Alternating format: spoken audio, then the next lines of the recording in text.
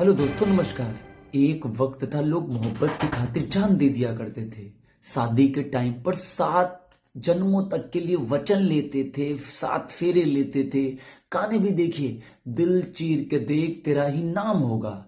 लेकिन अब जमाना बदल गया है। अब वही प्यार के लोग जो दूसरे के लिए जान देने के लिए तैयार रहते थे, अब अपने ही प्यार की जान ले रहे हैं। कभी उसे काट कर फ्रिज में, तो कभी अलमारी में, तो कभी ड्रम में बंद कर देते हैं। लगातार मेरठ, औरैया, जयपुर कांड हुआ। अब एक नया मामला सामने आया है, बेंगलोर हत्याकांड का।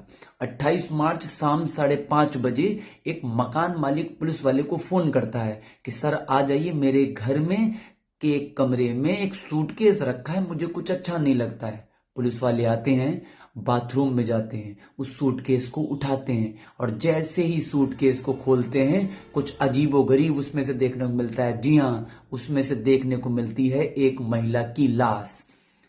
पता लगाने पे चलता है कि ये लाश है गौरी अनिल संबेकर, जिसकी उम्र है 32 साल की। और 2 साल पहले इसकी शादी हुई थी राकेश नाम के व्यक्ति के साथ, जिसकी उम्र थी 36 साल। राकेश जो कि प्राइवेट कंपनी में काम कर रहा था, और जो गौरी थी वो मास कम्युनिकेशन में ग्रेजुएशन थी और सरकारी नौकरी की तैयारी कर रही थी, और लेकिन अभी वर्तमान में बेरोजगार थी। दोनों के बीच पिछले 2 सालों से लगातार झगड़े चलते रहते थे और आपस में नोकझोंक चलती रहती थी। गौरी इस रिलेशनशिप में थोड़ा हावी रहती थी, उसने कई बार राकेश को पीटा था। पिछले 1 साल से क्योंकि राकेश की प्राइवेट कंपनी में जॉब लगी हुई थी, तो ये लोग शिफ्ट हो गए थे बेंगलोर के डोड्डा कन्ना हल्ली में, और वहां पर एक किराए के मकान में रह रहे थे। बताया जाता है 27, और आस पड़ोसी बताते रहते हैं कि इनके बीच जब तक रह रहे थे लगातार लड़ने झगड़ने की आवाजें आती रहती थी। रात रात में कई बार बड़े लंबे लंबे समय तक लड़ाइयां होती रहती थी। 27 मार्च की रात को भी इसी प्रकार की आवाजें आ रही थी, और वही होता है 27 मार्च को राकेश और गौरी के बीच लड़ाई होती है।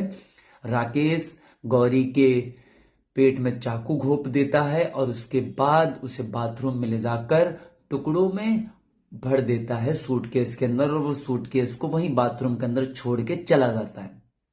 और खुद फोन भी कर देता है गौरी के घर वालों को कि मैंने अपनी लड़की को मार दिया है, और फिर उसके बाद खुद सुसाइड करने का प्रयास करता है। लेकिन उसे बचा लिया जाता है, पुलिस उसका फोन ट्रैक कर लेती है और उसको ढूंढ लाती है। अब लगातार केस पे केस हो रहे हैं, क्या हो रहा है, समाज किधर जा रहा है, कोई आइडिया नहीं। सावधान रहें, सतर्क रहें, किसी पे भरोसा ना करें, और पता नहीं अब कैसा भविष्य आने वाला है। नमस्कार।